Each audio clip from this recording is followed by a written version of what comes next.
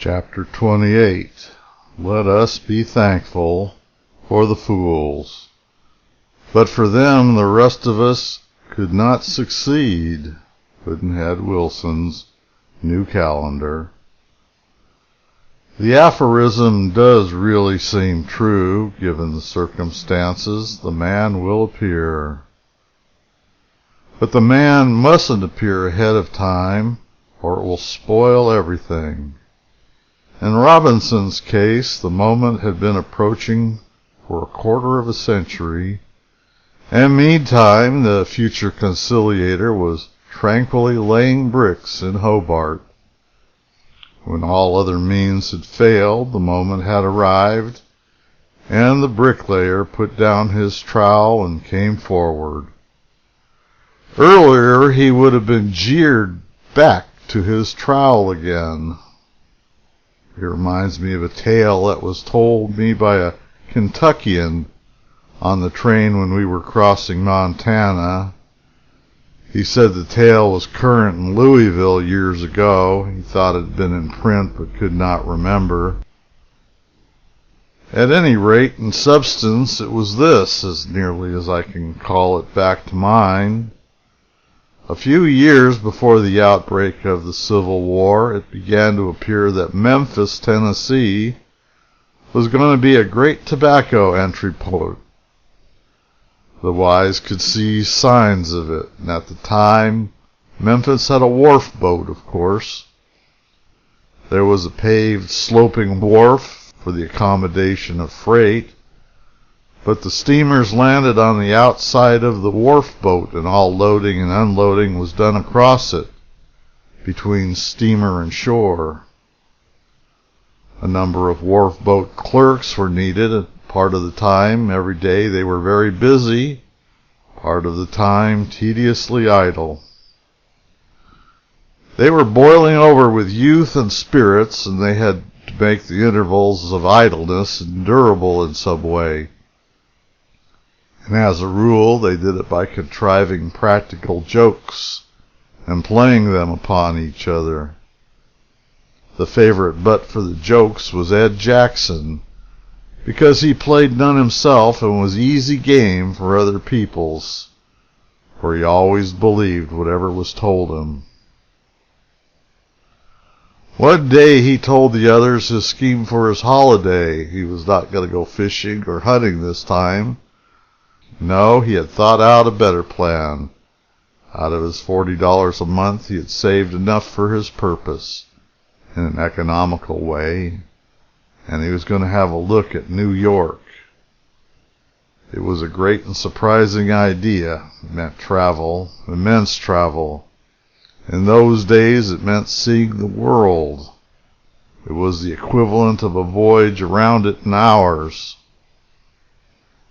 At first, the other youths thought his mind was affected, but when they found that he was in earnest, the next thing to be thought of was what sort of opportunity this venture might afford for a practical joke. The young men studied over the matter and then held a secret consultation and made a plan. The idea was that one of the conspirators should offer Ed a letter of introduction to Commodore Vanderbilt and trick him into delivering it. It would be easy to do this, but what would Ed do when he got back to Memphis? That was a serious matter. He was good-hearted and always taken jokes patiently, but they had been jokes which did not humiliate him, did not bring him to shame. Whereas this would be a cruel one in that way, and to play it was to meddle with fire. For with his good nature, Ed was a Southerner, and the English of that was that when he came back, he would kill as many of the conspirators as he could before falling himself. However, the chances must be taken, and it wouldn't do to waste such a joke as that. So the letter was prepared with great care and elaboration. It was signed Alfred Fairchild, and was written in an easy and friendly spirit. It stated that the bearer was the bosom friend of the writer's son and was of good parts and sterling character, and it begged the Commodore to be kind to the young stranger for the writer's sake. It went on to say, "You may have forgotten me in this long stretch of time, but you will easily call me back out of your childhood memories when I remind you of how we robbed old Stevenson's orchard that night, and how, while he was chasing down the road after us, we cut across the field, doubled back, and sold his own apples to his own cook for a hatful of doughnuts. And the time that we," and so forth and so on, bringing in names of imaginary comrades, and detailing all sorts of wild and absurd, and of course wholly imaginary schoolboy pranks and adventures, but putting them into lively and telling shape. With all gravity, Ed was asked if he would like to have a letter to Commodore Vanderbilt, the great millionaire. It was expected that the question would astonish Ed, and it did. "What? Do you know that extraordinary man?" "No, but my father does. They were schoolboys together. And if you like, I'll write a letter and ask father. I know he'll be glad to give it to you for my sake." Ed could not find words capable of expressing his gratitude and delight. The 3 days passed, and the letter was put into his hands. He started on his trip, still pouring out his thanks while he shook goodbye all around. And when he was out of sight, his comrades let fly their laughter in a storm of happy satisfaction, and then quieted down and were less happy, less satisfied, for the old doubts as to the wisdom of this deception began to intrude again. Arrived in New York, Ed found his way to Commodore Vanderbilt's business quarters, and was ushered into a large anteroom, where a score of people were patiently awaiting their turn for a 2-minute interview with the millionaire in his private office. The servant asked for Ed's card, and got the letter instead. Ed was sent for a moment later, and found Mr. Vanderbilt alone, with the letter, open, in his hand. "Pray sit down, Mr. Jackson." "Ah, sit down, Mr. Jackson." By the opening sentences, it seemed to be a letter from an old friend. "Allow me. I will run my eye through it. He says, why, who is it?" He turned the sheet and found the signature. "Alfred Fairchild. Fairchild. I don't recall the name. But that is nothing. 1,000 names have gone from me." He says, "Dear, but it's good." "Oh, it's rare. I don't quite remember it, but I seem to, it'll all come back to me presently." He says, but that was a game. Oh, splendid. How it carries me back. It's all dim, of course. It's a long time ago.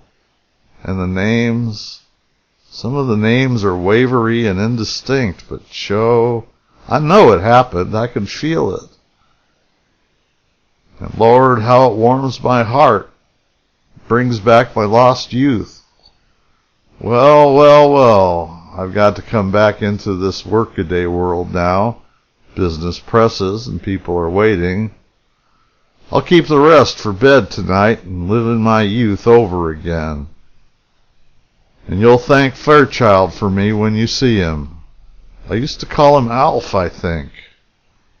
And you'll give him my gratitude for what this letter has done for the tired spirit of a hard-worked man. And tell him there isn't anything that I can do for him or any old friend of his that I won't do. And as for you, my lad, you are my guest. You can't stop at any hotel in New York. So, sit where you are a little while, till I get through with these people, then we'll go home. I'll take care of you, my boy. Make yourself easy as to that. Ed stayed a week and had an immense time, and never suspected that Commodore's shrewd eye was on him, and that he was daily being weighed and measured and analyzed and tried and tested. Yes, he had an immense time, and never wrote home but saved it all up when he should get back. Twice, with proper modesty and decency, he proposed to end his visit, but the Commodore said, "No, wait, leave it to me. I'll tell you when to go." In those days, the Commodore was making some of those vast combinations of his, consolidations of warring odds and ends of railroads into harmonious systems, and concentrations of floating and rudderless commerce in effective centers. And among other things, his far-seeing eye had detected the convergence of that huge tobacco commerce already spoken of toward Memphis, and he had resolved to set his grasp upon it, make it his own. The week came to an end when the Commodore said, "Now you can start home, but first we will have some more talk about that tobacco matter. I know you now. I know your abilities as well as you know them yourself. Perhaps better. You understand the tobacco matter. You will understand that I'm going to take possession of it, and you also understand the plans I have maturing for doing it. What I want is a man who knows my mind and is qualified to represent me in Memphis and be in supreme command of that important business. And I appoint you." "Me?" "Yes, and your salary will be high, of course, for you are representing me. Later you will earn increases of it, and will get them. And you will need a small army of assistants. Choose them yourself.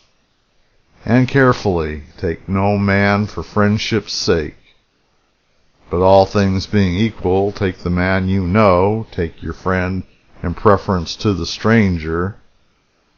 After some further talk under his head, Commodore said, "Goodbye, my boy, and thank Al for me for sending you to me."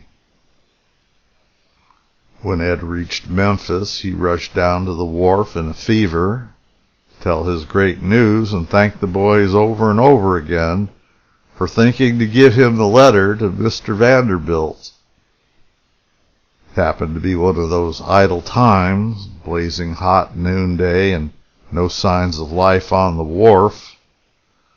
But as Ed threaded his way among the freight piles, he saw a white linen figure stretched into slumber upon a pile of grain sacks under an awning, and said to himself, "That's one of them," and hastened his step. Next he said, "It's Charlie. It's Fairchild. Good." And the next moment laid an affectionate hand on the sleeper's shoulder. The eyes opened lazily, took one glance, the face blanched, the form whirled itself from the sack pile, and in an instant Ed was alone, and Fairchild was flying for the wharf boat like the wind. Ed was dazed and stupefied. Was Fairchild crazy? What could be the meaning of this? He started slow and dreamily down toward the wharf boat, turned the corner on a freight pile, and came suddenly upon two of the boys. They were lightly laughing over some pleasant matter. They heard his step and glanced up just as he discovered them. The laugh died abruptly, and before Ed could speak, they were off and sailing over barrels and bales like hunted deer. Again Ed was paralyzed. Had the boys all gone mad? What could be the explanation of this extraordinary conduct? And so, dreaming along, he reached the wharf boat and stepped aboard. Nothing but silence there and vacancy. He crossed the deck, turned the corner to go down the outer guard, heard a fervent, "Oh, Lord," and saw a white linen form plunge overboard. The youth came up coughing and strangling and cried out, "Go away from here! You let me alone! I didn't do it! I swear I didn't!" "Didn't do what?" "Give you the—" "Never mind what you didn't do. Come out of that." "What makes you all act so? What have I done?" "You? Why, you haven't done anything but—" "Well, then, what have you got against me? What do you all treat me so for?" But haven't you got anything against us?" "Of course not. What would put such a thing into your head?" "Honor bright, you haven't?" "Honor bright." "Swear it?" "I don't know what in the world you mean, but I swear it anyway, and—" "You'll shake hands with me?" "Goodness knows I'll be glad to. Why, I'm just starving to shake hands with somebody." The swimmer muttered, "Hang him, he smelt a rat and never delivered the letter.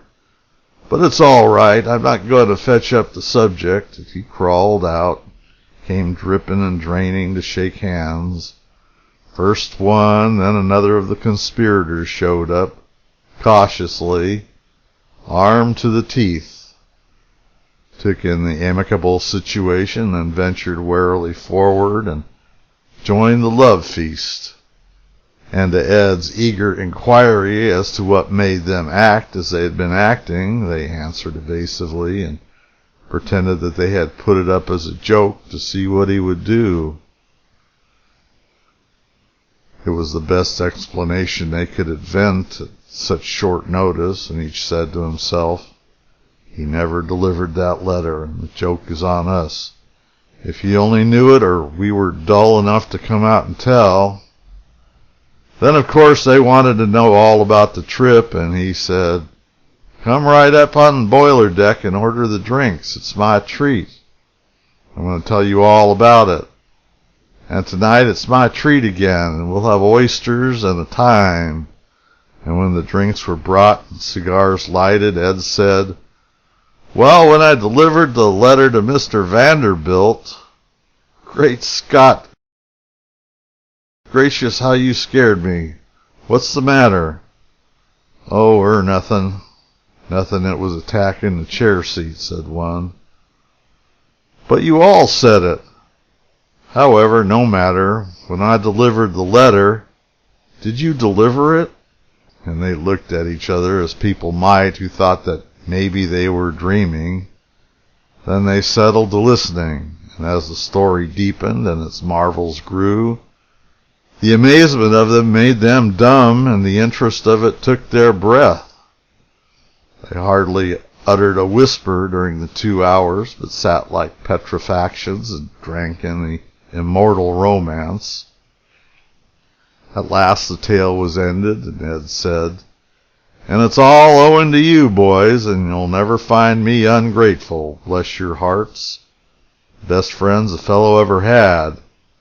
You'll all have places. I want every one of you. I know you. I know you by the back, as the gamblers say. You're jokers and all that, but you're sterling, with the hallmark on.